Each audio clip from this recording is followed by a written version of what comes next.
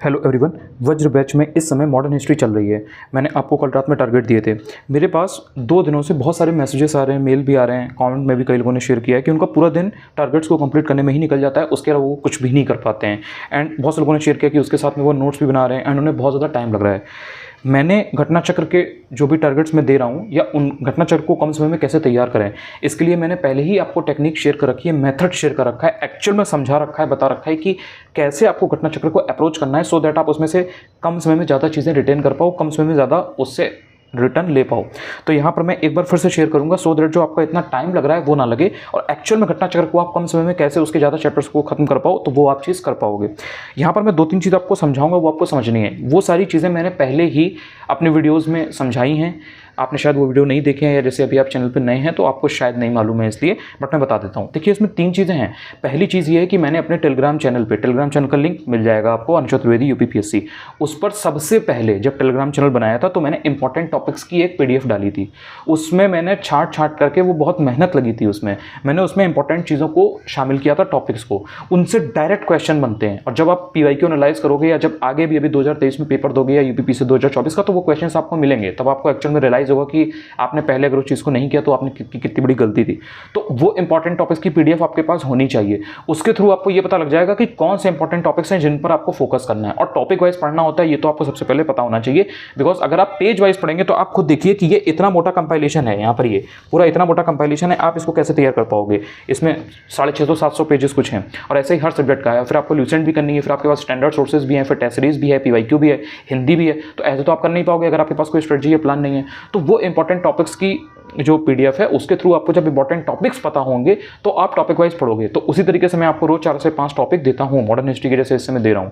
अब वो टॉपिक्स जब आपको मालूम चल गए, उसके बाद मैंने सब्जेक्ट वाइज भी आपको अलग से वीडियोस के थ्रू भी दिया है और मैं पेज भी डाल देता हूं टेलीग्राम पर, फोटोज की शेयर कर देता हूं कि कौन से टॉपिक्स आपको पढ़ने हैं। और जब मैं टारगेट देता हूं तो इसीलिए मैं टारगेट में पूरा जो आगे के 3-4 दिन का, 1 हफ्ते का देता हूं, उसमें पूरा समझा देता हूं कि देखिए इसमें ये इन डेप्थ में पूछा जा सकता है, यहाँ पर ये इंपॉर्टेंट है, इसमें ये जरूर पढ़ लीजिएगा। तो बहुत से लोग उस वीडियोस को नहीं देखते बिकॉज उनको लगता है कि सर तो टारगेट में देंगे ही।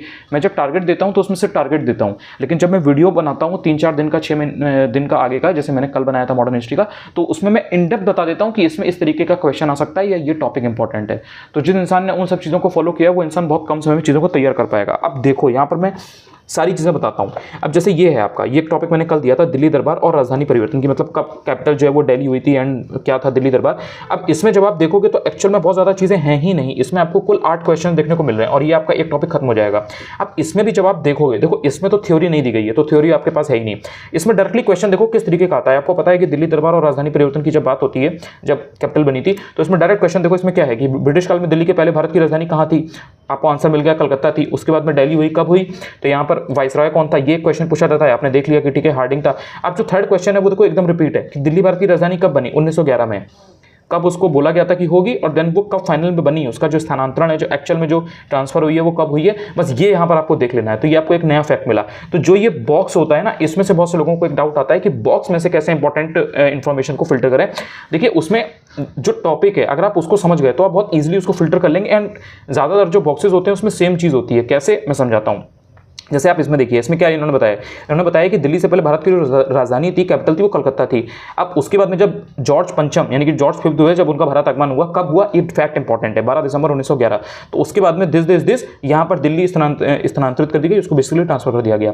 अब आपने देख लिया कि इस दिन ये हुई, 1912 में दिल्ली राजधानी बन गई, ये आपको मिल गया। अब जब नेक्स्ट क्वेश्चन पे आओगे तो आप देखोगे 1912 में राजधानी, तो ये एक फैक्ट आपको यहाँ से मिल गया। फिर आपने देख लिया कि भारत का वाइसरॉय कौन था, तो आपने देखा उसमें हार्डिंग था। अब आपका ये तैयार हो गया। अब इससे आपके 4 क्वेश्चन निकलेंगे। देखो कैसे, दिल्ली भारत की राजधानी कब बनी, 1911, और फाइनल उसका जो ट्रांसफर है, स्थानांतरण है, वो कब हुआ, 1912। सेम जो यहाँ पर ये फैक्ट दिया है, यही फैक्ट यहाँ पे ऊपर इन्होंने दिया है कि नहीं दिया है। यहाँ पे ये देखो 1912 में दिल्ली राजधानी बनाई गई और फिर यहाँ पे इन्होंने इसका ट्रांसफर कर दिया है। अब यहाँ पे इन्होंने उसको एक्सप्लेन कर दिया, उससे मतलब नहीं है। अब उसके बाद में देखो यहाँ पे जो चौथा क्वेश्चन है उसमें देखो फिर उन्होंने वही क्वेश्चन रिपीट किया, भारत की राजधानी कलकत्ता से दिल्ली स्थानांतरित की गई, और यहाँ पर आपको ये मिल जाएगा 1912। सेम चीज पिछले 3 क्वेश्चन में देखिए। तो ये जो अब ये यहाँ पर बस एक नया क्वेश्चन जैसे आपको मिला कि दिल्ली में उनके राजकीय प्रवेश के अवसर पर बम फेंका गया था। तो उस समय भाई बम फेंका गया था, तो उसमें कौन था, पहले ही आपने देख लिया कि उसमें लॉर्ड हार्डिंग था, तो लॉर्ड हार्डिंग मिल गया। उसके बाद में क्रांतिकारी जो हार्डिंग बम कांड में शामिल नहीं था, तो इसमें कौन शामिल नहीं था, भगवती चरण वोरा शामिल नहीं थे, बस आपने वो देख लिया। अब इनके जो साथ में नाम है, जैसे लोगों को डाउट होता है ना कि कौन कौन से फैक्ट्स जो बॉक्स में होते हैं वो इंपॉर्टेंट है, तो उसमें आपको ये देखना है कि यार इसके संग के जो और लोग थे जिनको पकड़ा गया था, जिन पर केस भी चलाया गया था, या जो भी चीज़ें, तो उसमें आपको वो नाम देख लेने हैं, वो नाम आपको दे सकता है। जैसे यहाँ पर ये आपको पता चल गया कि भगवती चरण बोरा नहीं थे शामिल, ठीक है, ये पता चल गया, बाकी 3 नाम थे। अब वो जो 3 नाम थे उनको यहाँ पे आपने देखा, उसके अलावा देखो कि और कौन से नाम थे, जैसे मास्टर अमीर चंद है, ये था, अवध बिहारी है, बसंत कुमार है, या बाल मुकुंद है। तो उसमें ऑप्शन में देख लो कि जो 3 दिए हैं उनके अलावा कौन सा था। जैसे बलराज भैला है, अब बलराज भैला यहाँ पे नाम में नहीं है लेकिन यहाँ पर एक्चुअल में थे, तो बलराज भैला को देख लो, इसका नाम देख लो और उसको हाईलाइट कर लो। तो इस तरह से आपको फिल्टर करनी होती है इन्फॉर्मेशन, और जो क्वेश्चन पूछे जाते हैं अगर वो आपको आइडिया है कि किस टाइप की चीज पूछी जाती है, तो यहां पर आप फिल्टर कर पाओगे कि एक्चुअल में क्या पढ़ना है। सारी चीज इंपॉर्टेंट नहीं होती है, तो ये आपको समझना पड़ेगा। अब इसके बाद में यहाँ पर ये आपका टॉपिक खत्म हो जाएगा। अब ये 8 क्वेश्चन थे, मैंने आपको समझाया, इसलिए इसमें टाइम लगा। एक्चुअल में अगर आप देखोगे तो 8 क्वेश्चन में बहुत ज़्यादा फैक्ट थे ही नहीं, कुछ 6-7 फैक्ट थे कि कब बनी थी, कौन उस टाइम पर मेन था, और क्या मेन उसका वो था, लोकेशन क्या थी, क्या था, और उस टाइम पर किसने बम फेंका, कौन कौन लोग उसमें इन्वॉल्व थे, इंगेज थे। ठीक है, बस ये टॉपिक खत्म हो गया। अब इसके बाद में समझो, यहाँ पर बहुत इंपॉर्टेंट चीज समझने वाला हूँ, जितने भी लोगों को टाइम लगता है वो चीज़ इस बात को ध्यान से समझें।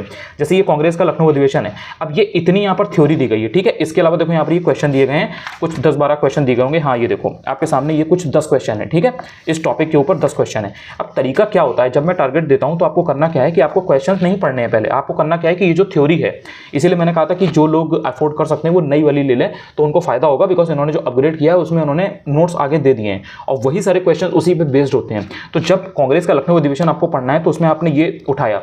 अब आपने अगर ये इतनी थ्योरी पढ़ ली, और ये थ्योरी भी जब आप पढ़ोगे तो एक्चुअल में कांग्रेस के लखनऊ अधिवेशन को लेकर के मैंने पहले ही बता रखा है कि उसमें जो मेन प्रोविजन थे, जो मेन चीजें हुई थी, वो आपको देखना है। मुस्लिम लीग, कांग्रेस, आईएनसी, इनके बीच में क्या था, उस टाइम पर सेशन में जो मेन था वो कौन था। तो इस तरीके से जो 2-4 मेन चीज हैं कि उसके क्या मेन प्रोविजन थे, वो बस आपने इतने में समझ लिया। और इसमें भी ध्यान रखो जो हाईलाइटेड पोर्शन होता है, जैसे कि मान लो यहाँ पर लखनऊ समझौता है, तो यहाँ पर इन्होंने बताया गया है कांग्रेस लीग है, या दिसंबर 1916 में हुआ था, या इसमें जो 19 स्मरण पत्र वाला है, या इसमें एनी बेसेंट ऑफ तिलक है, यहाँ पर अतिवादी उदारवादी यानी कि जो एक्सट्रीमिस्ट और मॉडरेट थे, या ये जो द्वितीय कांग्रेस और मुस्लिम लीग के मध्य समझौता हुआ था, मतैक्य का काल था यानी कि यूनिटी वाला जो टाइम था। तो ये आपने इसमें जो 4-5 जो हाईलाइटेड पोर्शन देखे ना, इनको पहले देखा जाता है कि भाई जैसे लखनऊ समझौता लिखा है या जैसे लिखा हुआ है 19 स्मरण पत्र, तो तुरंत यहां पर आओ और इसमें देखो कि 19 स्मरण पत्र क्या था, रिवर्स में तैयारी करो। मतलब समझ रहे हो, क्वेश्चन यहां से देखो कि भाई किस तरीके की चीज पूछी जाती है। जैसे आप तुरंत यहां पे देखो कि 1916 में आईएनसी का हेड कौन था, अध्यक्ष कौन था। अब आपने वो नाम देखा कि अच्छा ये था, तो उसके बाद में देखो कि उन्होंने और कोई बात इंपॉर्टेंट की थी। तो इस तरह से अगर आपने ये सिर्फ और सिर्फ इतना पैरा पढ़ लिया, वो भी हाईलाइटेड पोर्शन को ध्यान में रख के, तो ये आपका तुरंत निपटा। इसमें हार्डली 10 मिनट लगेंगे, इससे ज्यादा टाइम नहीं लगेगा। उसके बाद में जब आप ये क्वेश्चन पढ़ोगे तो ये रिपीटेड होते हैं, तो इसको में पढ़ने को टाइम नहीं लगेगा आपको। अब जब आप यहाँ देखो, जैसे मैंने आपको बताया कि अंबिका चरण मजूमदार है, लखनऊ के इस कांग्रेस अधिवेशन की अध्यक्षता की थी, मिल गया ना आपको। जब आपको ये मिल गया तो ये क्वेश्चन है आपका। उसके बाद में जब आप देखोगे ये वाला क्वेश्चन देखो कि इसमें दिसंबर 1916 में Indian national Congress and Indian Muslim league ने एक ही समय अपने अधिवेशन आयोजित किए थे, कहां पे, लखनऊ में, उसी की बात ही चल रही है। तो ये जो 10 क्वेश्चन है बेसिकली इसमें टाइम नहीं लगेगा, ठीक है। चारों क्वेश्चन आपको सेम मिलेंगे, बस आपको ये खोजना होता है, ये इसमें डिस्कवर करना होता है कि यार जो ये मुझे पूरा बॉक्स दिया गया है, इसमें इस बॉक्स में मेन चीज़ क्या है, कोई नया ऐसा फैक्ट है जो एग्जाम में पूछा जा सकता है। जैसे कि देखो यहाँ पर देखो, समझो, जैसे यहाँ पर ये रमेश चंद्र मजूमदार है, उन्होंने इसकी आलोचना करते हुए लिख रखा है, एक कोट है कि परवर्ती घटनाओं की पृष्ठभूमि में निसंदेह रूप से यह कहा जा सकता है कि 1916 में कांग्रेस द्वारा दिस। अब ये कोट है, ये इंपॉर्टेंट है, कभी भी आपसे पूछ सकता है। ये आपको पूरी 4 लाइन की देगा एंड उसमें 4 ऑप्शन दे देगा, अंबिका चरण मजूमदार दे देगा, जवाहरलाल नेहरू दे देगा, मदन मोहन मालवीय दे देगा, एनी बेसेंट दे देगा, या गंगाधर तिलक दे देगा। एंड उसमें डायरेक्टली क्वेश्चन बना के दे देगा कि ये बात किसने कही थी, लखनऊ समझौता या 1916 का जो पैक्ट था उसके संदर्भ में, उसके कंटेक्स्ट में। Are you getting my point? इस टाइप के क्वेश्चंस आते हैं, तो आपको एग्जामिनर का माइंडसेट पकड़ना है। आपको ये पकड़ना है कि किस तरीके के क्वेश्चन यूपीपीएससी पूछता है। आपको जस्ट ये पूरी घटना चक्र पढ़ने के लिए नहीं पढ़नी है, आपको पढ़ना है स्मार्ट वे में। तो ये होता है स्मार्ट तरीका। तो नए नए फैक्ट खोजे जाते हैं। अब जैसे यहाँ पर है, तो इसमें ध्यान से देखिए, कांग्रेस ने पहली बार मुस्लिम समुदाय के लिए पृथक निर्वाचन प्रणाली स्वीकार की थी, वो ईयर कौन सा था, 1916। अब ये नया फैक्ट है, बस यहाँ पे देख लिया कि 1916 है। उसके बाद में इसी तरीके से इसमें करोगे, हार्डली 10 क्वेश्चन है।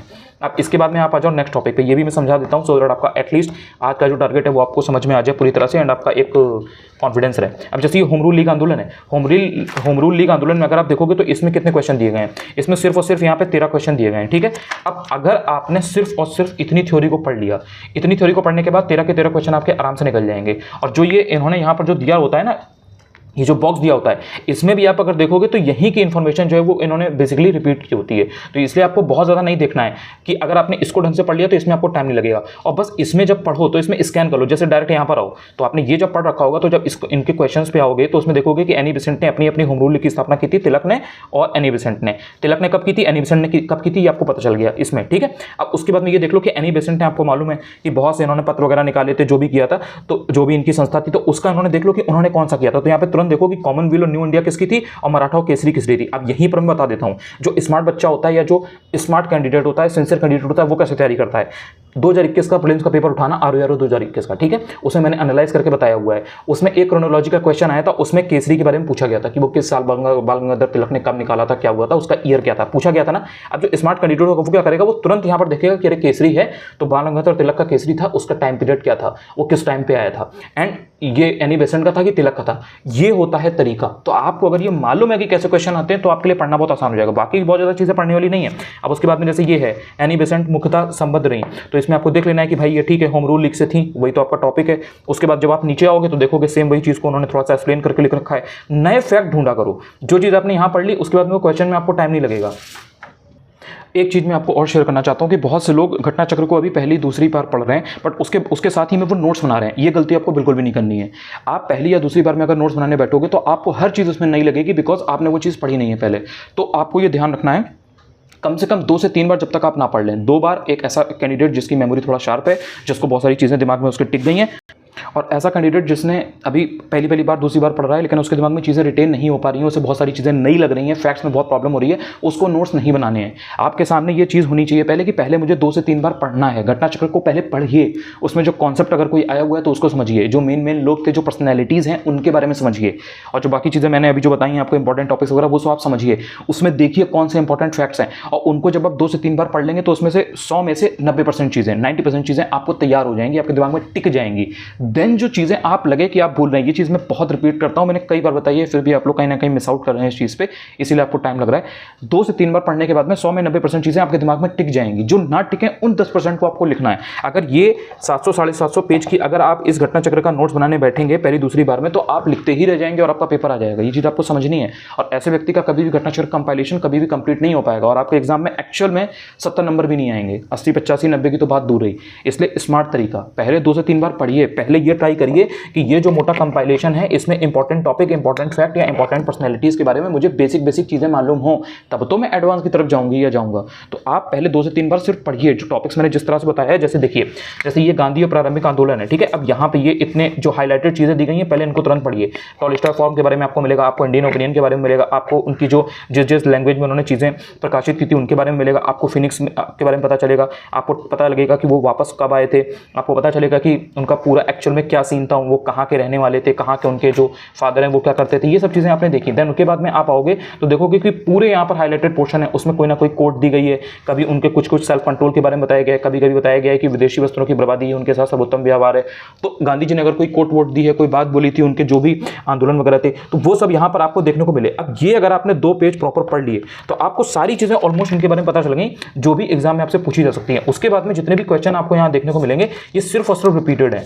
तो मेरी आप सभी लोगों से ये रिक्वेस्ट है कि जब भी आप घटना चक्र को पढ़ें तो क्वेश्चंस पर इतना ज़्यादा फोकस ना करें, पहले जो आगे की थ्योरी है, ये जो यहाँ पर है, इसको आप पहले पढ़ें।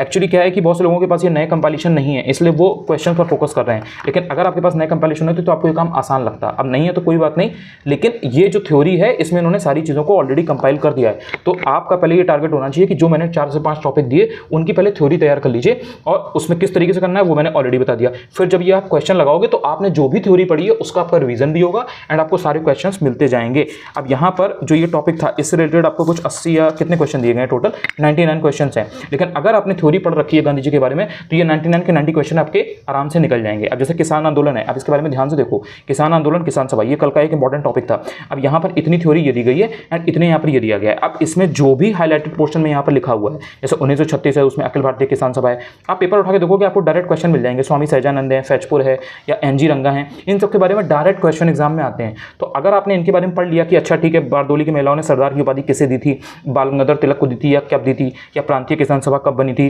तेभागा आंदोलन कब स्टार्ट हुआ था, ये सब चीज़ें अगर आपने यहाँ पर डायरेक्टली पढ़ ली तो इसके बाद में जो ये क्वेश्चन होते हैं इसमें आपको टाइम नहीं लगेगा, क्योंकि आपको डायरेक्टली चीज़ें वहाँ से मिलेंगी। एंड जो बॉक्स होता है डायरेक्ट बॉक्स पे आओ एंड बॉक्स में देखो कि जो चीज़ें मैंने ऑलरेडी थ्योरी वाले पोर्शन में पढ़ ली हैं उसके अलावा क्या यहाँ पर कोई नया नाम है, कोई नई पर्सनैलिटी है, कोई नया फैक्ट ऐसा दिया गया है जो आरओ में यूपीपीएससी पूछता है एंड मुझे नहीं मालूम है।